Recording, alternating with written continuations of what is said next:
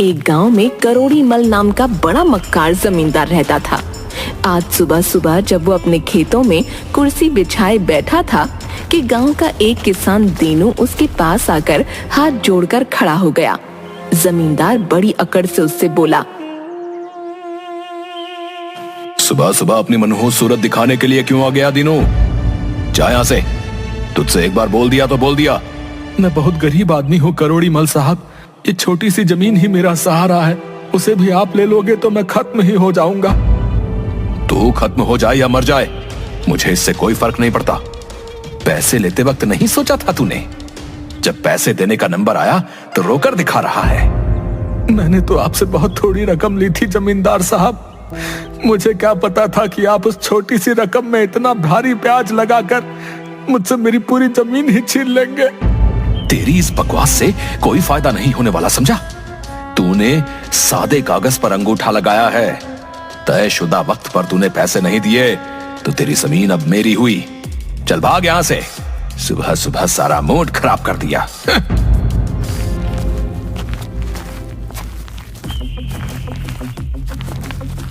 करोड़ी मल गुस्से में घर आ गया। घर आकर उसकी बीवी ने उसे पनीर और दही मंगवाने का फरमान सुना दिया। करोड़ी मल के घर में एक नौकर था जो बड़ा ही बेवकूफ था। उसकी बेवकूफी की वजह से जमींदार करोड़ी मल उसे भोंदू कहकर बुलाता था। करोड़ी मल चीख चीख कर भोंदू को आवाज लगाने लगा, भोंदू, अरे भोंदू, अरे अब कहां मर गया तू? चीख चीख के मेरा हलक सूख गया, लेकिन तेरे कान है या कोई चूहे का बिल जो मेरी आवाज तो सुन नहीं पा रहा? जमींदार की बात सुनकर भोंदू दौड़ता हुआ आया। जी मालिक, मैं यही तो था। अबे यहाँ के बच्चे कहाँ था है? मैं तुझे कितनी देर से आवाज लगा रहा हूँ। अगर इससे ज्यादा तेज आवाज लगाता तो शायद मेरी आवाज ही चली जाती। गलती हो गया मालिक, मैं दौड़ता हुआ मैं आप ही के पास आ रहा था मालिक। अबे तो आवाज नहीं दे सकता था? मैं दूसरे कमरे में सफाई कर रहा था मालिक, वहां से मुझे थोड़ा सा जोर से बोलना पड़ता, मतलब ऊंची आवाज में। अरे तो बोल नहीं सकता था क्या है? देख नहीं रहा, चीखते चीखते मेरी हाफी चढ़ गई। मालिक, आप ही ने तो मुझसे कहा था कि आपको ऊंची आवाज पसंद नहीं, तो आप ही बताइए मैं ऊंची आवाज में आपको कैसे आवाज लगा सकता था? हे भगवान, इसका मैं क्या करूं? तुझसे और ज्यादा बात करूंगा तो मैं पागल हो जाऊंगा। बेवकूफ, बात को समझा कर। मैंने उस वक्त तुझसे कहा था कि मुझे ऊंची आवाज पसंद नहीं। उस वक्त मेरा कहने का मतलब और था। मालिक, मुझे थोड़ा सा समझा दीजिए। जब तक आप मुझे समझाएंगे नहीं मेरी समझ में कैसे आएगा? कहीं ऐसा ना हो तुझे समझाते समझाते किसी दिन मैं ही सब कुछ भूल जाऊं। इतना बोलकर जमींदार ने अपनी जेब से 50-50 के 2 नोट निकालकर भोंदू को देकर कहा, अच्छा ये ले 100, 50 रुपए का दही लेकर और 50 रुपए का पनीर लेकर आ। तेरी छोटी मालकिन ने बोला है कि ताजा पनीर और ताजा दही ही लेकर आना। भोंदू 100 रुपये लेकर बाजार की ओर निकल गया।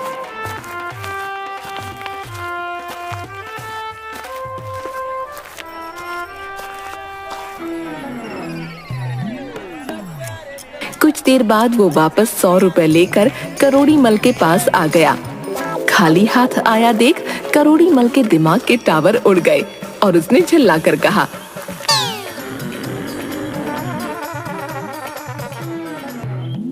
क्या हुआ? खाली हाथ क्यों आया है? पनीर और दही क्यों नहीं लाया?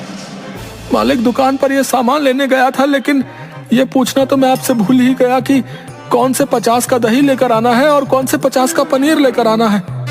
भोंदू की बात सुनकर जमींदार करोड़ी मल अपना सर पीटने लगा और चीखता हुआ बोला, अबे बेवकूफ, किसी भी 50 का पनीर ले आता और किसी भी 50 का दही।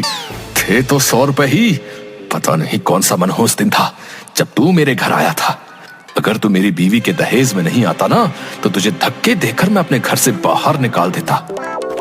करोड़ी मल के चीखने पर उसकी पत्नी मंजूरी वहां आ गई। मंजूरी एक अमीर घराने की औरत थी। अजी क्या हुआ? क्यों सुबह सुबह इस बेचारे पर चिल्ला रहे हो? इसलिए इसको 50-50 के 2 नोट दिए थे दही और पनीर लाने के लिए। खाली हाथ लौटकर बोल रहा है कि किस नोट का दही लाऊं और किस नोट का पनीर। अरे तो बेचारे को बता देते ना, आपको पता है ना कितना भोला है ये। क्या? अच्छा वो सब छोड़ो, ये बताओ कि मेरी तिजोरी से पैसे तुमने निकाले थे? मैं कोई चोर खानदान की लगती हूँ? तो फिर ये नया हार कहाँ से लाई? ये तो मेरी बुआ जी ने दिया है। तुम्हारी तो बुआ जी खुद हर महीने मुझसे पैसे मांग कर ले जाती हैं। उस भिखारन के पास पैसे कहाँ से आए? करोड़ी मल की बात सुनकर मंजरी आग बबूला हो गई। अपनी हद में रहो जी, मैं अपनी बुआ के बारे में एक शब्द नहीं सुन सकती। ये क्यों नहीं कहती कि तुम रोज रोज मेरी तिजोरी में से पैसे निकालती हो? मैं तुम्हारी तिजोरी से पैसे क्यों निकालूंगी? अगर तुम्हें मेरी बात का यकीन नहीं आता तो तुम भोंदू से पूछ लो। मंजूरी की बात सुनकर करोड़ी मल ने गुस्से से भोंदू की ओर देखकर कहा, तुझे सब पता है, तू अपनी छोटी मालकिन के साथ हमेशा रहता है। क्या ये पैसे निकालती है या नहीं? मुझे सच बता। मैं क्या बताऊं मालिक, सच बोलूंगा तो मैं भी फंस जाऊंगा, झूठ बोलूंगा तो भी फंस जाऊंगा। भोंदू की बात सुनकर करोड़ी मल सोच में पड़ गया। झूठ बोलेगा तो फंस जाएगा, सच बोलेगा तो भी फंस जाएगा। आखिर कहना क्या चाहता है रे तू? छोटी मालकिन ने कहा था कि पैसों के बारे में मालिक कोई सवाल करें तो झूठ बोल देना। आप कह रहे हैं कि सच सच बता। मैं तो फंस गया हूँ, मैं क्या करूँ बताइए? जमींदार मुस्कुराता हुआ बोला, मेरे प्यारे भोंदू, देख, हमेशा मेरे सामने हमेशा सच बोलना, ठीक है? समझा कि नहीं? आपकी बात बिल्कुल समझ गया। अगर आप हमारे सामने हो तब हमेशा सच ही बोलना चाहिए। हाँ, अब तू समझा। अगर तू मालिक के सामने ही झूठ बोलेगा तो तू भोंदू बेवकूफ नौकर तो कहलाता ही है, फिर झूठा नौकर भी कहलाएगा। कोई काम पर नहीं रखेगा तुझे। झूठे नौकर को सब धक्के देकर बाहर निकाल देते हैं, समझा? इसलिए कभी भी अपनी मालकिन को मेरी तिजोरी से पैसे निकालते देखना तो हमेशा मुझे सच बताना, क्योंकि आजकल तेरी मालकिन बहुत पैसे निकाल रही है। चिंता मत कीजिए मालिक, जब आप मेरे सामने हो तो मैं हमेशा सच ही बोलूंगा। छोटी मालकिन ने पैसे निकाले थे। भोंदू की बात सुनकर जमींदार खुश हो गया और मंजूरी की ओर देखकर गुस्से से बोला, मैं जानता था मेरी तिजोरी से पैसे तुम ही निकालती हो। मगर करोड़ी मल की बात सुनकर मंजूरी उल्टी हावी होकर बोली, निकालती हूँ तो कोई जुर्म नहीं करती हूँ। पति और पत्नी का भी कुछ अलग अलग नहीं होता। तभी जमींदार करोड़ी मल की मोबाइल की घंटी बजने लगी। फोन पर कुछ बातचीत करने के बाद उसके चेहरे का गुस्सा खुशी में बदल गया। फोन रखने के बाद वो अपनी पत्नी से बोला, मंजूरी, ध्यान से सुनो। शहर से कुछ लोग जमीन खरीदने के लिए आ रहे हैं। वो अपने गांव से कुछ दूर शहर के डीजीपी के रिश्तेदार हैं और साथ में डीजीपी साहब भी आएंगे। ये तो खुशी की बात है। उस जमीन का सौदा तो आपने लाखों रुपए में किया है। हाँ मंजूरी, अगर वो जमीन बिक गई तो फिर हम लोग शहर में एक बहुत अच्छी कोठी बनवाएंगे। लेकिन कहीं उन्हें ये तो नहीं पता कि वो जमीन आपने बेचारे असहाय गरीबों से झूठ बोलकर और धोखा देकर छीनी है। उन गरीब लोगों को आपने बहुत कम पैसे देकर और भारी ब्याज वसूल करके वो जमीन हड़पी है। अपनी पत्नी की बात सुनकर जमींदार सिर पीटते हुए बोला, बेवकूफ औरत, तुझे कितनी बार बताया है, दीवारों के भी कान होते हैं। सुनो, तुम्हें उनके लिए अच्छे से नाश्ते पानी का इंतजाम करना है। कुछ ही देर में वो आते होंगे।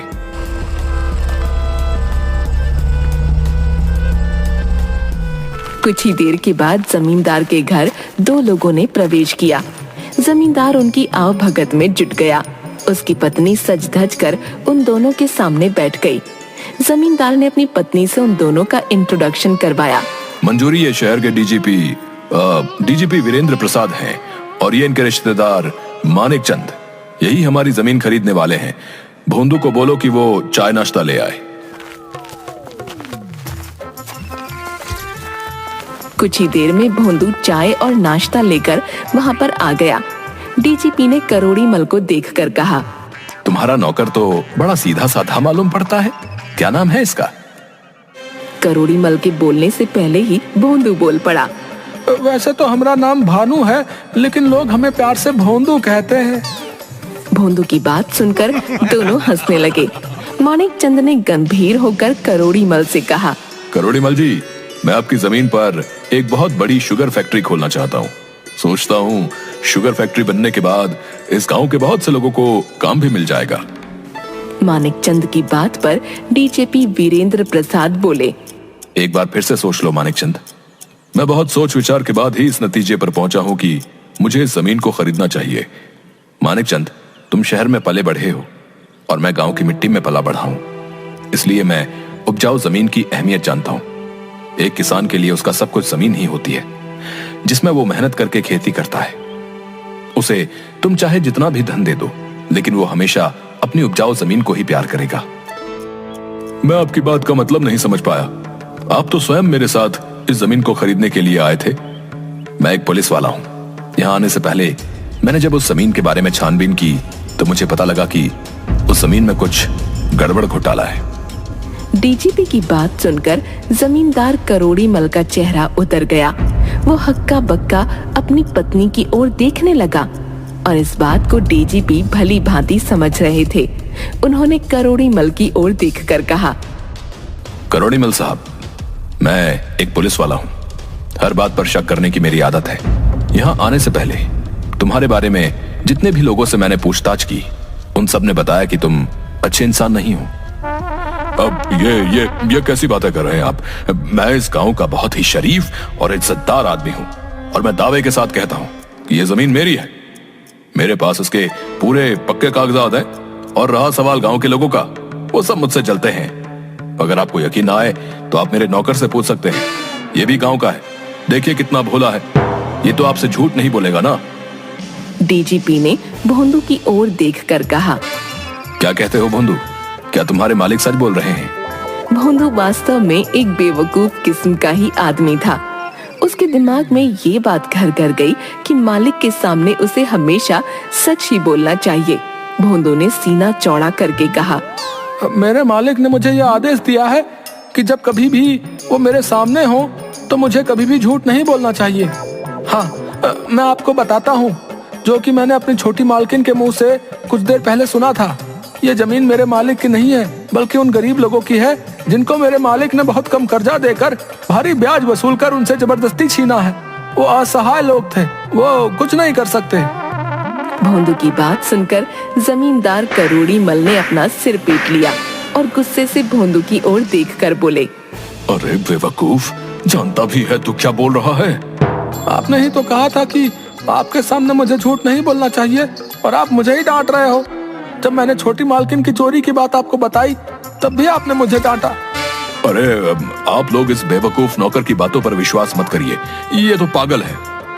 क्या सेठ जी, अब मुझे पागल भी बोलना शुरू कर दिया? आप तो बोल रहे थे कि अगर मैं सच कहूंगा तो मुझे सब अच्छा बोलेंगे। अबे चुप कर बेवकूफ। भोंदू की बात सुनकर मानिक चंद गुस्से से उठकर खड़ा हो गया। करोड़ीमल साहब, मुझे नहीं पता था कि आप इतने गिरे हुए इंसान होंगे। मैं गरीबों की छीनी हुई जमीन पर कोई फैक्ट्री नहीं खोल सकता। जी तो चाहता है कि तुम्हें इसी वक्त गिरफ्तार करके सलाखों के अंदर डाल दूं, लेकिन कानून के हाथ मजबूर हैं, क्योंकि तुम्हारे पास जमीन के पक्के कागजात हैं, ये जानते हुए भी कि जमीन को तुमने उन बेचारे गरीब लोगों से छीना है। मैं कुछ नहीं कर सकता, बस इतना कह सकता हूँ कि शर्म करो और सुधर जाओ। इतना कहकर मानिक चंद और डीजीपी वहां से गुस्से से चले गए और जमींदार करोड़ी मल अपना सर पकड़कर बैठ गया। उसे अपने नौकर की बेवकूफी पर बहुत ज्यादा गुस्सा आया, लेकिन साथ ही साथ उसे एक सीख भी मिली कि दूसरों की जमीन हड़पने से सिवाय बेइज्जती के कुछ नहीं मिलता।